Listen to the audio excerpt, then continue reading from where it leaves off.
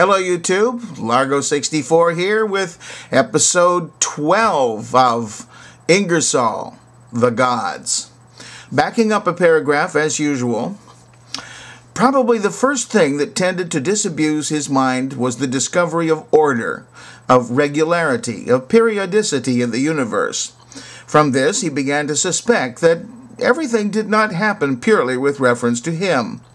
He noticed that whatever he might do, the motions of the planets were always the same, that eclipses were periodical, and that even comets came at certain intervals. This convinced him that eclipses and comets had nothing to do with him, and that his conduct had nothing to do with them. He thus learned to regard them with admiration instead of fear. He began to suspect that famine was not sent by some enraged and revengeful deity, but this page is not coming up, but resulted from the neglect and ignorance of man. He learned that diseases were not produced by evil spirits. He found that sickness was occasioned by natural causes and could be cured by natural means. He demonstrated, to his own satisfaction at least, that prayer is not a medicine. He found by sad experience that his gods were of no practical use, as they never assisted him, except when he was perfectly able to help himself. At last he began to discover that his individual action had nothing whatever to do with strange appearances in the heavens, that it was impossible for him to be bad enough to cause a whirlwind, or good enough to stop one. After many centuries of thought, he about half concluded that making mouths at a priest would not necessarily cause an earthquake. He noticed, and no doubt with considerable astonishment, that very good men were occasionally struck by lightning, while very bad ones escaped.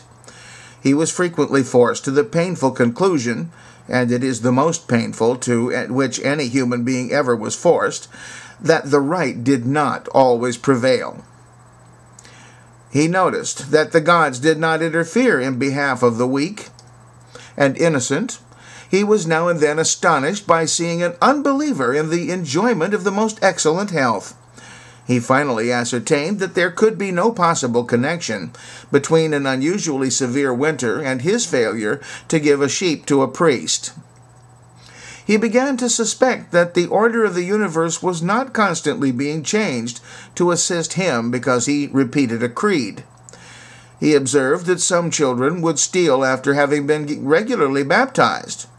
He noticed a vast difference between religion and justice, and that the worshippers of the same God took delight in cutting each other's throats. He saw that these religious disputes filled the world with hatred and slavery. At last he had the courage to suspect that no God at any time interferes with the order of events. He learned a few facts, and these facts positively refused to harmonize with the ignorant superstitions of his fathers.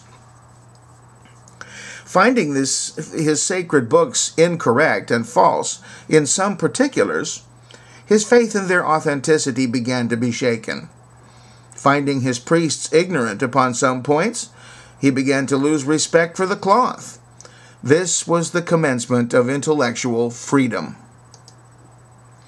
The civilization of man has increased just to the same extent that religious power has decreased. The intellectual advancement of man depends upon how often he can exchange an old superstition for a new truth. The Church never enabled a human being to make even one of these exchanges. On the contrary, all her power has been used to prevent them. In spite, however, of the Church, man found that some of his religious conceptions were wrong. By reading his Bible, he found that the ideas of his God were more cruel and brutal than those of the most depraved savage. He also discovered that his holy book was filled with ignorance, and that it must have been written by persons wholly unacquainted with the nature of the phenomena by which we are surrounded. And now and then some man had the goodness and the courage to speak his honest thoughts. In every age, some thinker, some doubter, some investigator, some hater of hypocrisy, some despiser of the sham, some brave lover of the right, has gladly, proudly, and heroically braved the ignorant fury of superstition for the sake of man and truth.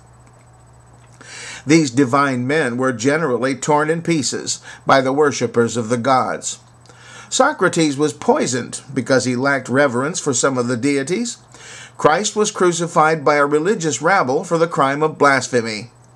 Nothing is more gratifying to a religionist than to destroy his enemies at the command of God. Religious persecution springs from due admixture of love towards God and hatred towards man. The terrible religious wars that inundated the world with blood tended at least to bring all religion into disgrace and hatred.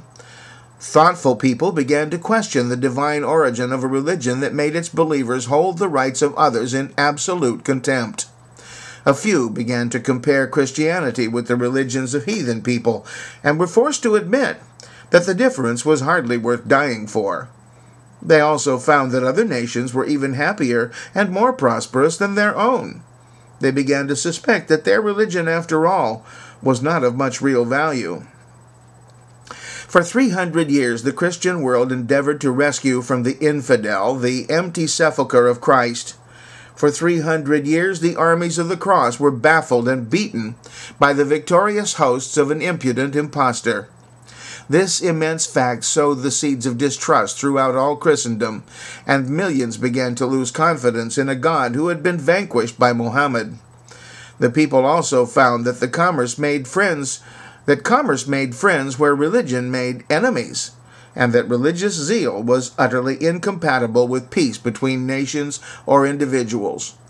They discovered that those who loved the gods most were apt to love men least, that the arrogance of universal forgiveness was amazing, that the most malicious had the effrontery to pray for their enemies, and that humility and tyranny were the fruit of the same tree.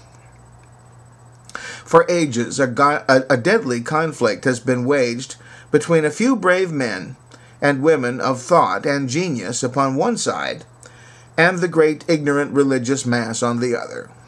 This is the war between science and faith. The few have appealed to reason, to honor, to law, to freedom, to the known, and to happiness here in this world. The many have appealed to prejudice, to fear, to miracle, to slavery, to the unknown, and to the misery hereafter. And few have said, think.